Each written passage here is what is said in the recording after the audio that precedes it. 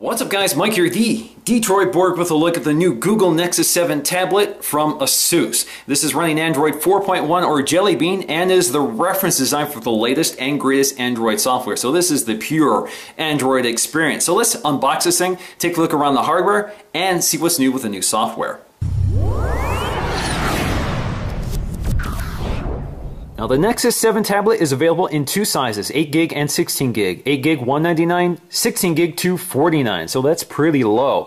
Now, this is not available in a cellular version, so you can't get 4G or 3G. This is just a Wi-Fi device. Take a look around the box. You have that 7 formed by the shape of the Nexus 7 itself. Nexus 7 on the side, on the back. You see made for Google Play, full-fledged Android tablet, so this is the pure Android experience. You can see some of the apps they're highlighting there, including the fact that this is the first Android device to ship with Chrome by default. So Chrome is the default browser. It's come out of beta and is now the preferred browser on the Nexus 7. Now in terms of specs, we have a 1.3 gigahertz quad-core Tegra 3 processor with a 12-core GPU. We also have 1 gig of internal RAM. This does not have a built-in SD card slot, so you either get 8 gig or 16 gig, so decide when you buy. Now this also includes NFC technology as well as an accelerometer, GPS magnetometer, gyroscope. This also has a 7-inch screen with a resolution of 1280 by 800. That's an HD display and gives you a PPI of 216. So it's not quite Retina display. So let's go ahead and crack this open. So we got 2 pieces of tape here. So it's so nice they taped it twice. Pop it open. And there it is. We have a little tab here to lift it up. We'll set that aside for just a moment. Take a look to see what's inside this package here. So we get another box. So here we have some literature here, a quick start guide and our warranty information. Let's briefly look at that quick start guide, see if there's anything interesting there. It doesn't really look like it, so we'll set that aside. Inside here we have our micro USB charging and syncing cable. And on the other side, we can find our wall adapter here. You can see it's ASUS branded, and you can see the USB plugs in there. Now onto the tablet itself. So we got a little tab here to lift up this envelope and slide it out. Or it's a little sticky here. There we go. Now taking a close look around the hardware, you can see on the back we have our Nexus branding. On the bottom we have ASUS's branding, as well as a speaker grill. This is a single speaker, not a stereo speaker. On the side we'll find our buttons, so we have our sleep wake power button, as well as our volume rocker. Down here we'll find our headphone jack, as well as a micro USB connector for charging and adding data. On the side we'll find our 4 pins. These are electrical connections for connecting accessories. We also have 2 microphones, one here, another one up here. And that's so if you're handling this in either portrait or landscape mode, you may be covering at least one of the microphones, so at least one is free at any given time. Now the back is not removable. It's actually made out of this sort of rubbery texture, so it actually feels very nice to handle, very grippable. If you look very closely, it actually has these kind of perforations, which actually remind me of maybe a golf ball or the perforations on a leather seat. Now the edge is made out of this hard plastic bezel, so this is not metal or anything like that. It's just a painted silver plastic. Up front we have an edge-to-edge glass panel, which is Corning Gorilla Glass. Up here we'll find our only camera on this device, which is a 1.2 megapixel camera, along with an ambient light sensor just next to that. Now the camera actually does not have a dedicated app, so you can't use this as a still shooter. Basically it's there to be used with apps such as Skype. Now you'll find no other buttons here, so no backlit Android buttons. Instead they appear on the screen itself. Now my next step is to boot up and set it up for the first time. So I'm just going to hold the power button.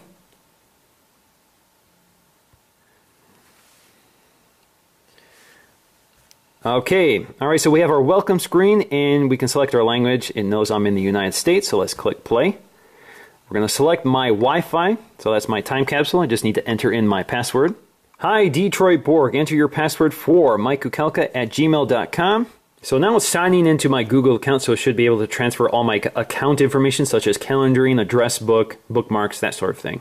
So now it's going to ask me if I want to back up and restore from my existing Google account. For now, I don't want to do that. I want to show you the stock interface. And yes, I would like to use Google Location Services.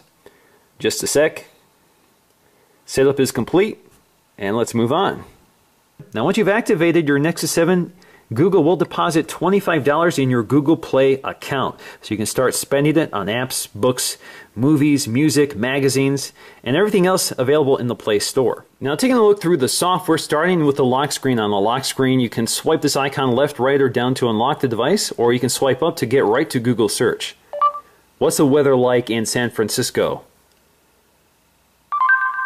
It's 69 degrees and clear in San Francisco. Here's the forecast for the next few days. Okay, so we get that new enhanced voice search as well as Google Now. So if we go back here, we can take a look at Google Now. Google Now is essentially an aggregator of information based on your search history, location, account information. So you'll see information appear in these cards, and it's sort of intuitive. It knows what information you may need. So for example, if you show up at a movie theater and you've done a search for recent listings of The Dark Knight, it will show you movie listings and give you the option to purchase tickets, that sort of thing. Now, once you get back to the home screen, you can get to Google Now just by tapping and holding and swiping up on the home button. It takes you right to where you last left off, and you can do searches like, how old is President Barack Obama? Barack Obama is 50 years old. How tall is Mount Everest? Mount Everest is 29,029 feet tall. Play artist, Coldplay. Playing request. Who directed Fargo? Fargo was directed by Ethan Cohen and others. So you can see you can do quite a few things with the new Google search, and the voice sounds very natural. Now, the Nexus 7 tablet comes with 5 home screens, which you can customize by adding additional apps or widgets. Now, the main home screen has the My Library widget, which is a widget that shows you all of your library information, such as your books, your music, your movies, magazines, and all you have to do is tap on any one of them to get right to them. So for example, that's my Coldplay album, and all of this is recent activity. So anything that you've looked at recently will appear in this library widget. We also have some Play Store recommendation widgets up here to the right of that home screen. And you can remove these if you want just by tapping and holding them and taking them up to delete. We'll leave them for now. Now, down below in the dock, we can find some of our standard Google apps as well. So we have a folder full of apps, including Google Chrome, which is the new default browser, as well as Maps, Google+, Gmail, YouTube, Earth, Talk, Currents, which is updated with Android 4.1, People, Gallery, and Calendar. All of these will have been transferred from your Google account. All of your information will have automatically been transferred to those apps. We also have our Google Play Bookstore, or our Google Play Library. So here, Google Books Library, which is where we can find all of our books. So if you purchase books through Google Play, you can see them, or they will automatically download here, and you can read them right away. Obviously, this is one of the main use cases for this 7-inch tablet is for reading. So, of course, they've also given us a manual for the new tablet. So instead of having a printed manual, you get a full electronic manual. We also have Google Magazine, which launched with Android 4.1 as well. So if you subscribe to magazines, they will appear in this app, and you can tap on them and start reading them. We also have Google Movies, and they've included a copy of Transformer Dark of the Moon. So this will automatically load as soon as you boot up your device for the first time. To this so-called alien civil war? Well, the other side wanted to... We also have Google Play Music, which is where you can access your music library either from the cloud or locally. So, for example, we have our Coldplay album here. Click play, and we're all good to go. And lastly, we have our Google Play Store for buying apps, music, movies, and everything you can think of right from one location. Now, down below, we also have our 3 main Android buttons, including Back, Home, and Recent Apps. So if we tap Recent Apps, you can see everything we last launched. We can swipe them out of the way if we want to close them, or tap them to bring them forward. And we also have Google Search, which is always omnipresent on any home screen. So we can do search right from here. Where is the nearest Ford dealership? Getting directions. Now at the top of the screen, we'll find our clock, battery indicator, as well as Wi-Fi status, and we have our badges, our notification badges. So we can see that we have music playing in the background. We also have some new email notifications. Now if you had Instagram, Facebook, Google+, you'd see all of that appear as badges up here. And you can swipe down to get to them. So you can see all of our notifications, including a little widget here to play our music, and we have our email notifications here. Now you can expand this just by bringing 2 fingers and swiping down. You can jump right to that app just by tapping on it. Now the drop-down menu also has a screen lock rotation toggle here, so if you don't want the screen to automatically reposition from portrait to landscape mode, so for example if you're reading a book and you don't want it to go to landscape mode when you lie on your side, that's one way of quickly locking the rotation. You also have quick access to your settings. If you drop down here, you can also see you can clear out all of your notifications. Now in order to see all of our apps, all we have to do is tap the app drawer and we can see all of them. Now you can see the standard suite of Google apps, many of which are already on the home screens. Some of them that are not on the home screens include Google Wallet, which is part of the NFC technology built into the back of this device. So NFC works with proximity. So if you have an NFC payment device or another device that uses NFC to transfer information, basically you bring them close to this area and it transfers the information securely. So that's great for payment. Now in terms of other apps, we also have Currents, which is sort of a news aggregator. This allows you to subscribe to certain websites so you can receive their information in sort of a tablet or a mobile device friendly format. So for example, if we go to The Verge here, you can see it's formatted for this display. So you can see text fills the screen, images fill the screen, and you don't need to pinch and zoom to read it. Now to add additional apps, all you have to do is tap and hold on them and bring them to any of the home screens and drop them. Now one of the great things about Android 4.1 is things will now get out of the way if you want to drop them on your home screen. They used to have to move them around in order for them to fit on. Now you can also drag and drop them up to remove to delete them. This also works with widgets. So for example, we can drop our, let's see, calendaring widget here. We can drop it right here. And you can see it resizes to fit between these two widgets. Now you can also resize them by tapping and holding them and dragging them around. And if you don't want them, just tap and hold them and take them up to remove. Now the other big change with Android 4.1 is under the hood, which is called Project Butter, which is designed essentially to speed up the perceptual performance of Android 4.1 so you get higher frame rates, so transitions are much smoother. Touch events are much more accurate, so you get better touch screen sensitivity. Basically, the whole system now prioritizes, or better prioritizes, rendering of images on the screen. So definitely it feels a lot quicker and a lot smoother. Now one of the interesting things here is that the home screens do not have landscape mode, so you can't rotate this into landscape mode, but certain apps certainly do work in landscape mode, obviously such as the movie app, and you can see that the icons will reposition themselves to the corresponding location. Now Project Butter also shows itself when you're rotating the device around, so you can see the transitions from landscape to portrait mode are pretty smooth and pretty quick. Now, like the iPad, the Nexus 7 also has a magnet which interacts with smart covers.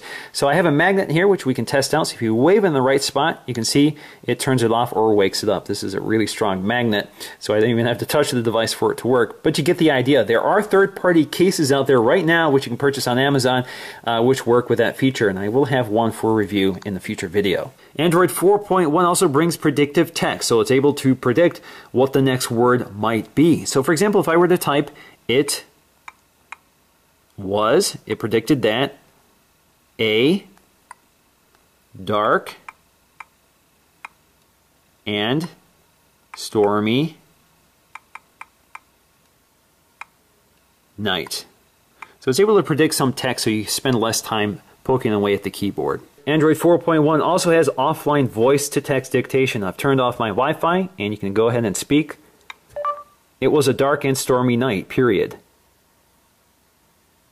Now just to give you some perspective on the size of the Nexus 7 versus the iPad. Obviously the iPad is a near 10-inch device, so it's quite a bit larger than the 7-inch tablet. So the 7-inch tablet is ideal for portability. Certainly better than an iPad in terms of carrying this around. You can actually fit this in a pocket if you have a really large pocket, or inside a coat pocket. This is better suited for reading books because it's lighter weight and can be held in one hand pretty comfortably. Now in terms of battery performance, this does have a 4,325 milliamp battery, which is good for about 9 hours of video playback, or 10 hours of web browsing, or 10 hours of e-reading, or 300 hours on standby. Now in conclusion, I'm very impressed by the Nexus 7 tablet, especially at $199. You get some impressive internal specs and a nice, sharp, high-quality screen. Now combine that with the smoothness of Android 4.1 and killer features from Google, such as Google Now and the new and improved voice search, and you have the best 7-inch tablet money can buy right now.